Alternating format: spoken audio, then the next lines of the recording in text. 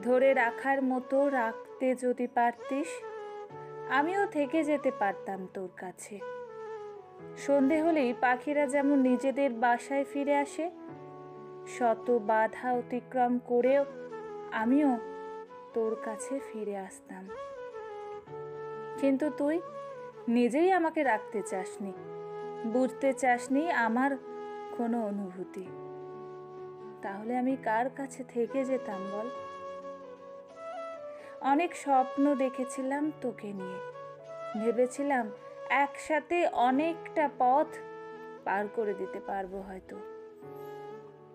কিন্তু না, সবার কপালে যে সবটা লেখা থাকে না, সবাই যে সবটা নিজের মতো করে পায় না।